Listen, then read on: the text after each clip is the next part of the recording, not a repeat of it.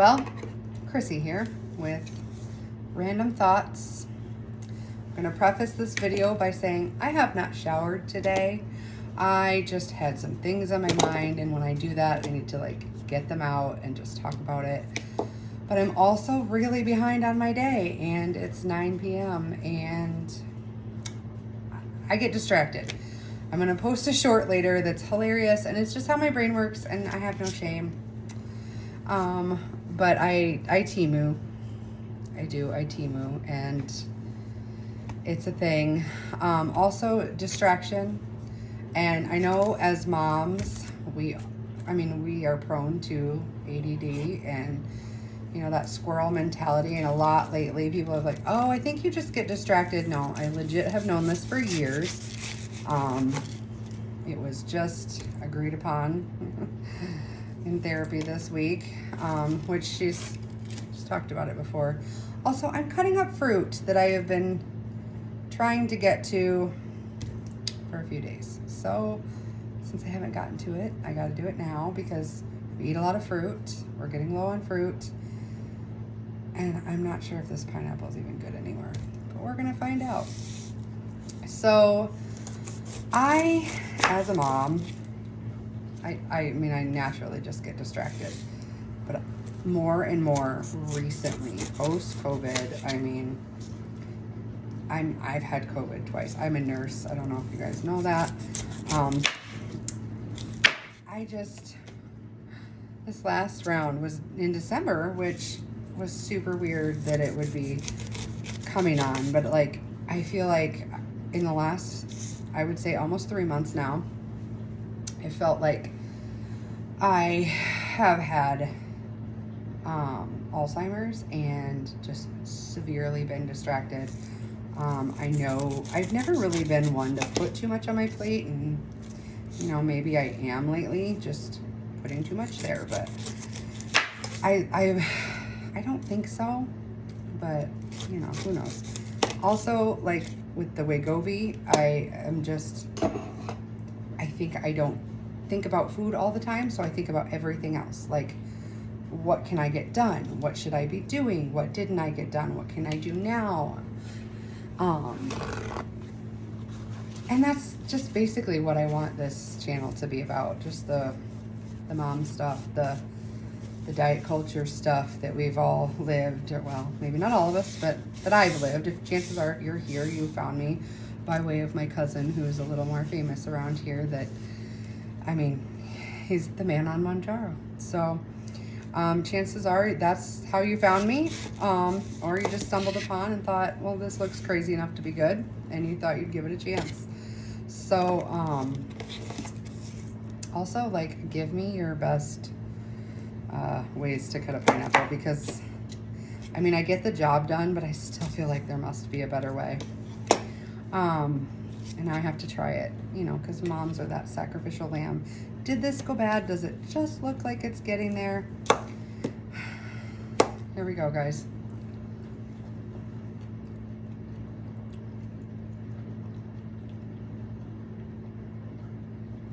It's fine.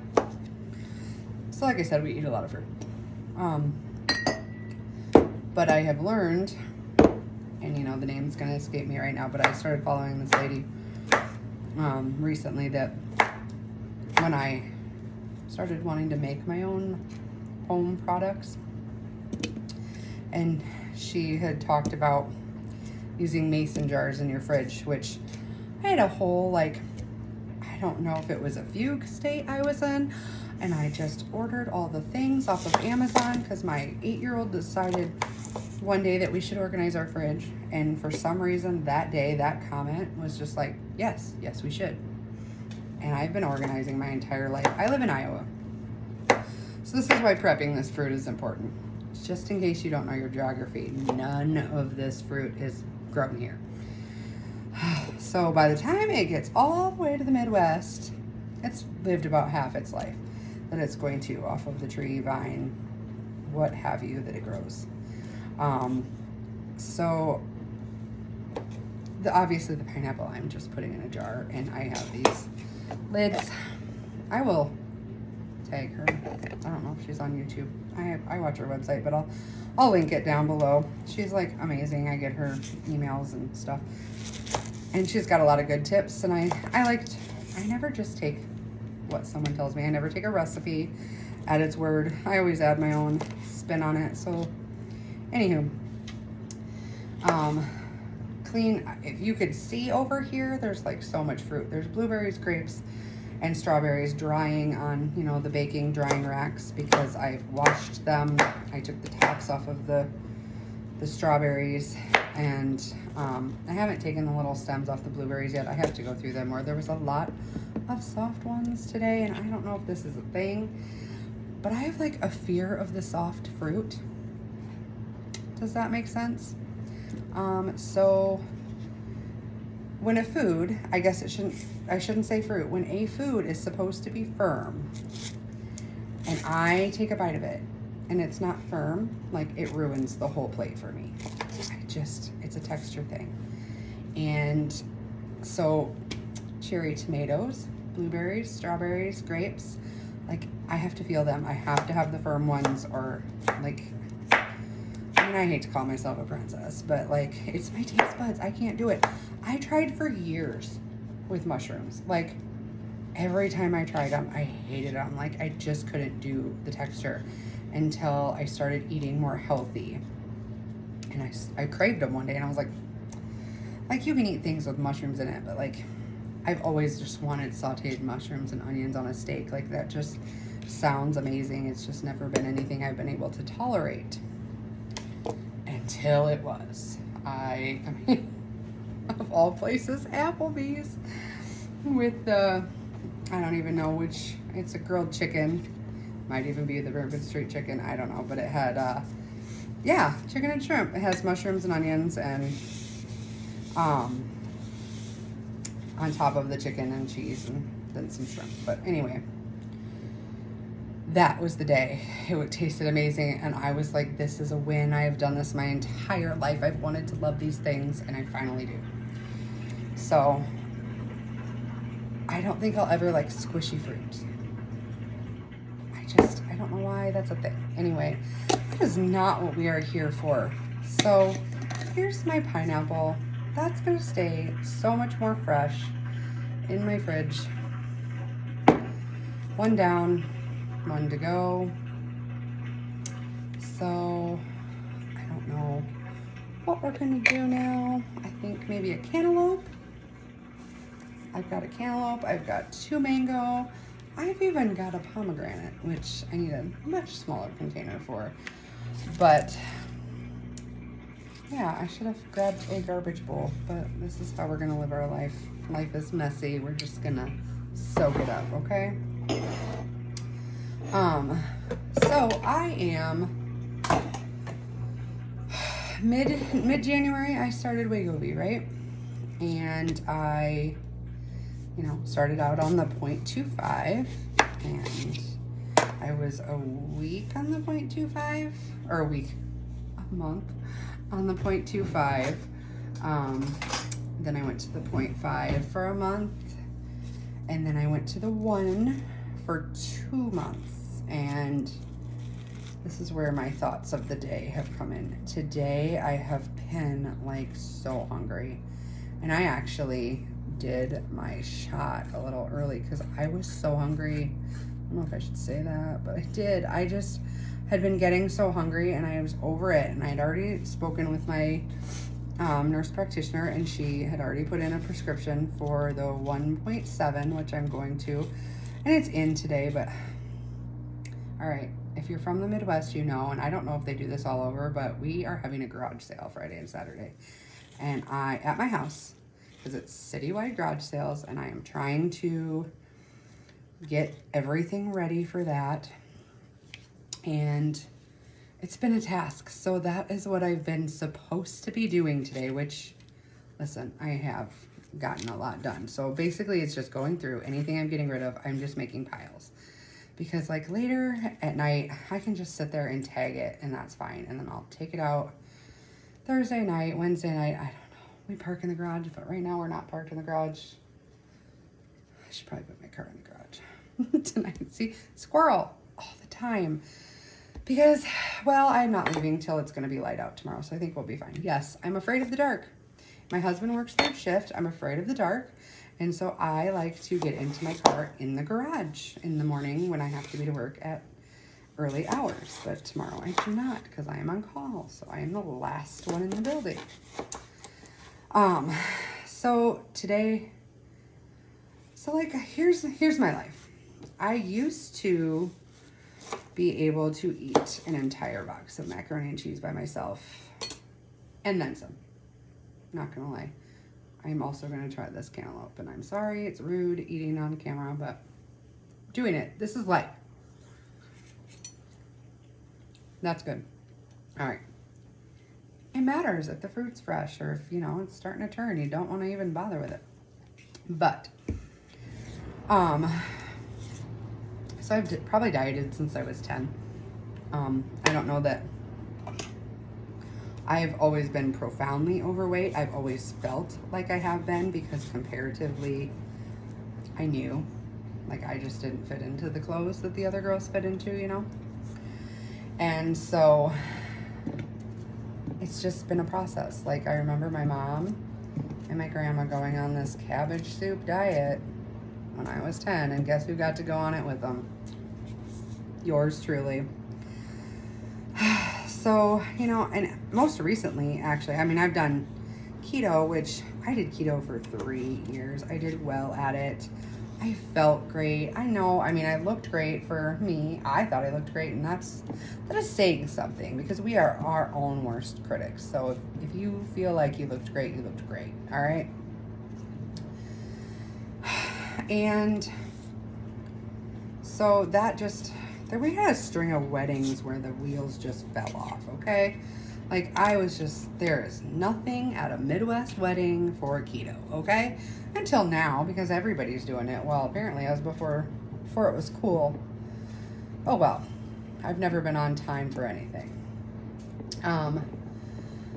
So this, most recently, I was actually a health coach with a company called Optavia, and the program works. I dropped 90 pounds, 86 pounds, whatever.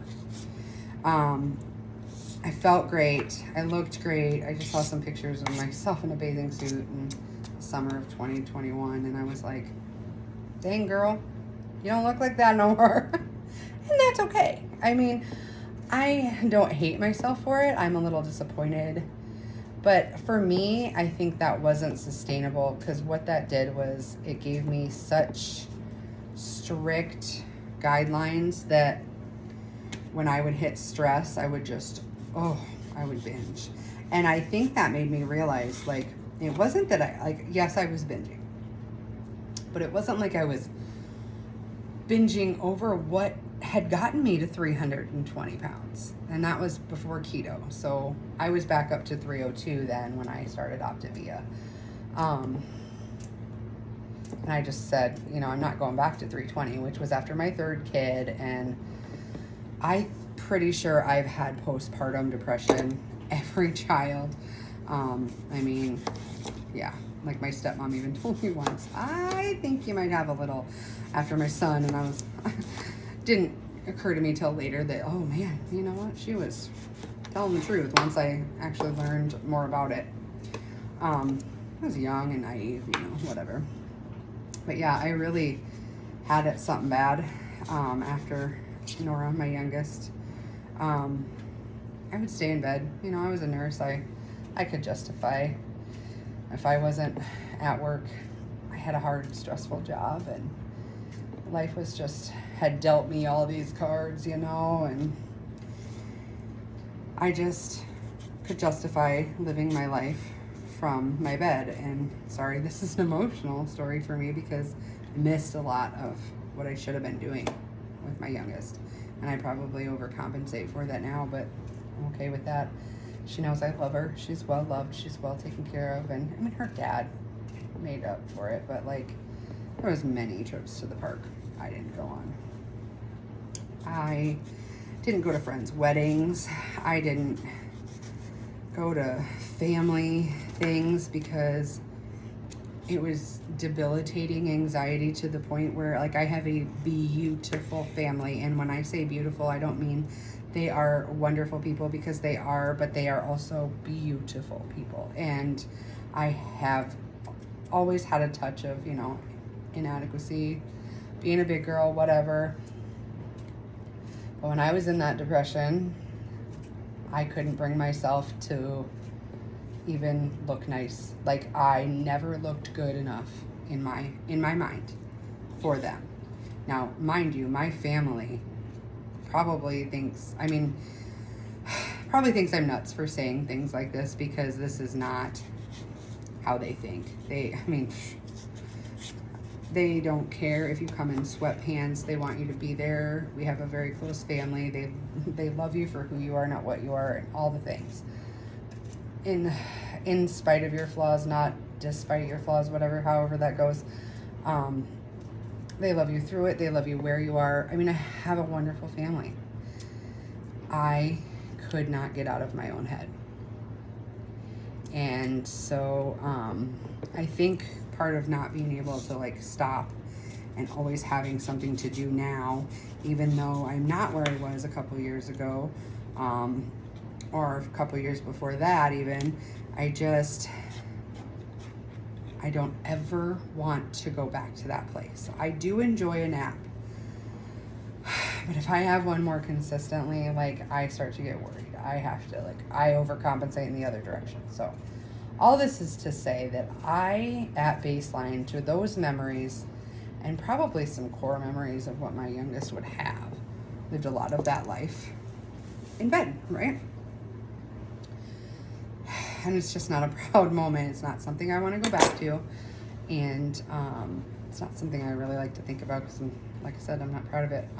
But something I get really, really afraid of, that it's like going to happen again, you know? Like, and I know that it's not going to happen again, you know? I mean, could it? Yeah. But I'm not in that place. Yes, it was postpartum, it was situational, all the things. But,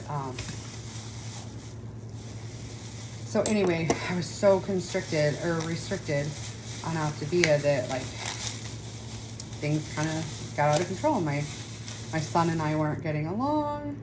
You know, he's being a typical teenager, you know. I mean, not typical in some ways, but, like, listen.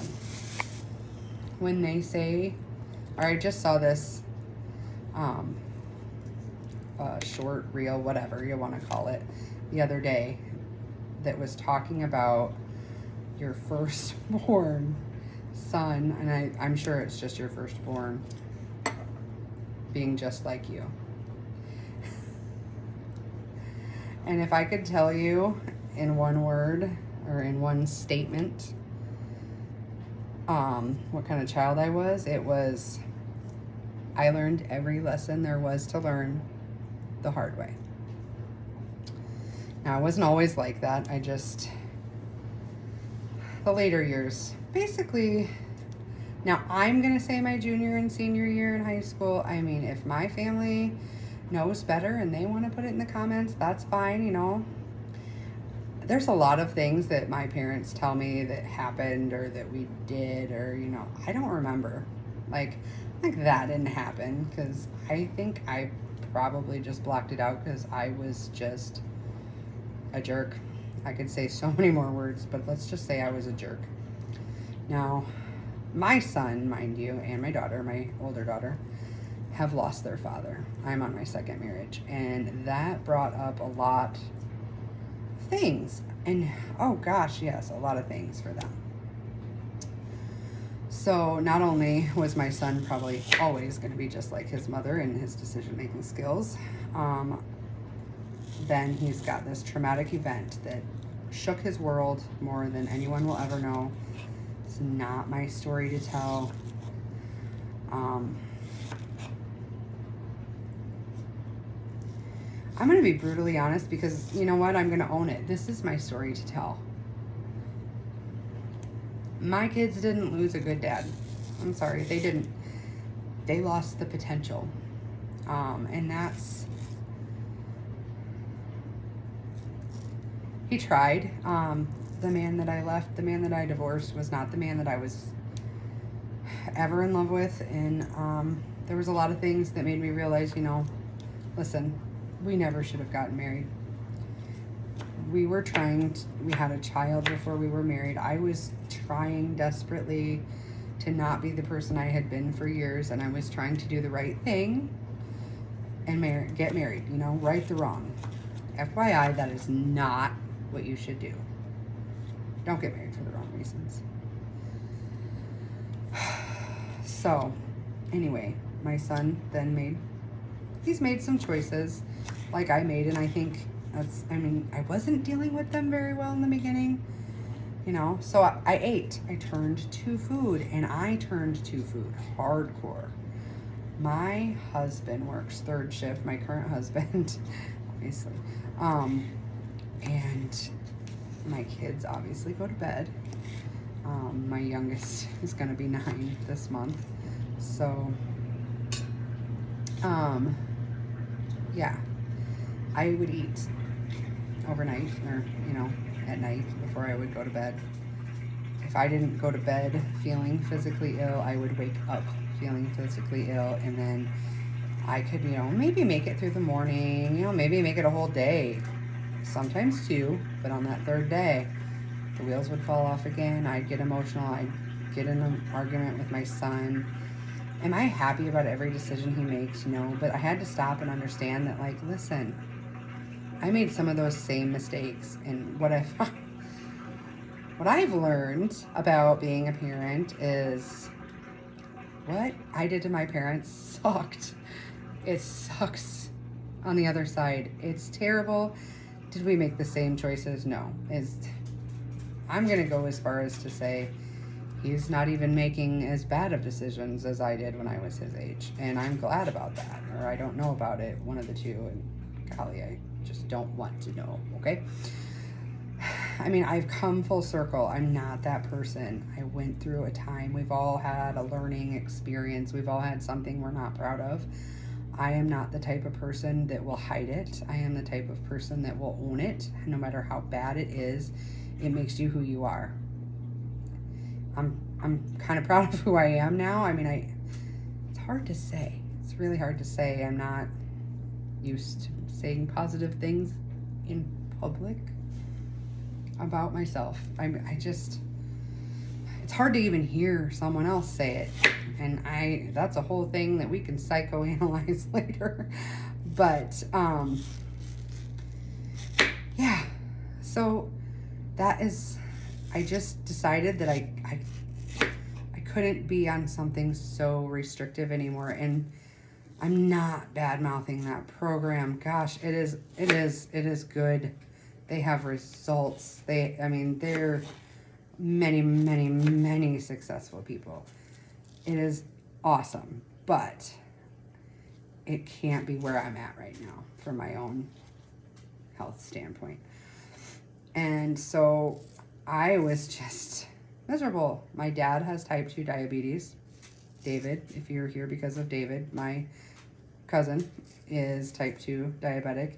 Our mutual aunt is type 2 diabetic, and then my dad's sister is type 2 diabetic. Now, David is on my mom's side of the family, so it's coming at me from both sides. And that is a lot of why I started Optavia in the first place, and then I fell in love with it, and I started coaching. I actually worked full-time as a health coach and was able to come home, and that was when everything kind of went with my son, and I was just like, I need more structure. I need to be around people. I need to get out of this because, again, I was afraid that I would revert back into that depression. And from a healthcare standpoint, I do feel like, and I know we've talked about it on the show on Fridays, Thursdays, whenever it is that we're doing it at the moment, and you guys can go back and watch. I do think that this is one of the missing pieces. I think coupled with, it's not a magic pill, but it definitely takes away, that food noise. And it does. It's time to go up in dose, and that's fine. I'm ready to. But I have to watch what I'm eating too. There's a reason I'm surrounded by all this fruit. I'd rather eat this Then all the chocolate. I've got a drawer full of Weight Watchers food back there. I've got protein shakes. I'm trying to just push the first thing I eat in the day is protein and just try to get that protein in. I'm really bad at getting protein in. I could eat cheese, like 100 grams of cheese, and okay, that's not 100 ounces. Let's do that. That's a lot more. 100 ounces of cheese, no problem. Oh my gosh, I'm a mouse in that respect. But protein is hard. Why is protein hard? Oh, so, well, I don't know. Anywho, that's a little bit about my story. So that puts me at 4, 8, 16 weeks, roughly. There's mango, 2 mangoes. That's so sad. That's 2 mangoes. Oh well. My daughter will eat it in like one sitting. Yeah, so I'm down. Listen, after I won the Weight Watchers competition with my cousin, my dog's trying to lick my hand. I kind of was like, yeah, and then I just stopped tracking, and yeah, so I may have put on a couple pounds, and so I'm down a few more. So I got like 2. I think I was up 6 pounds, and that was probably a really bloated day. Let's not call that accurate. So I got down 4 of those. I need to get down 2 more to get back to where I was and go move forward. A lot of that needs to be water. My back is feeling it, not moving. I mean, not moving, constantly moving is what I mean. Not sitting down, and just my feet are feeling it. I need to keep the water. Sorry, that's not an advertisement. It's just sitting there. And I accidentally bought that cup. I got pulled into one of those fake advertisements, fake news, that they were on sale. They were not on sale, but what happened? They were pretty, so I bought one. That's how I work. So I hope I got the point across. I'm hungry. It's time to go up. My ADD is really for real today. And some of that's just parenthood. And I don't even want to say motherhood, because there are plenty of fathers doing it all. Like, yeah, I was a single mom for a while. And with a 3rd shift husband, I'm not a single mom, but I'm pretty close. I mean, a lot of it just has to fall on me. It just has to. I'm not feeding you a sob story. I'm just saying. So, you know, you got to take care of you. And May is Mental Health Awareness Month. So you are important, and self-care, you know, like maybe showering today would have been a great idea. Life. But self-care is not selfish. And I know that has been said so much now, but it's just not. And if your self-care looks like taking a trip to Target, Walmart, Dollar Tree if you're me, alone with no one, if that's self-care, do it. Self-care comes in all forms, and if you need to do it, just do it. It matters. A few weeks ago, I was feeling it. I reached out to my husband when I was going into work and he was coming home. I texted him and said, I just need help. I'm in a bad place, and I feel like I'm gonna need a staycation soon. And I don't mean at a hotel. And so he jumped in and he helped, and he's been paying more attention to my needs, which is hard. He doesn't have a lot of time, but take care of you and reach out. I mean, I'm here. I know you got someone. If you don't, you got me. And since this has been, you know, the most random video for my first real video, if you've enjoyed it, please like, subscribe. Yeah, do all those things. and come back for more, because I'm crazy. It's fine. I don't mean that in a derogatory way. I mean, I'm just all over the place. That is what I mean. And it's fun, and it's a ride. So see you next time.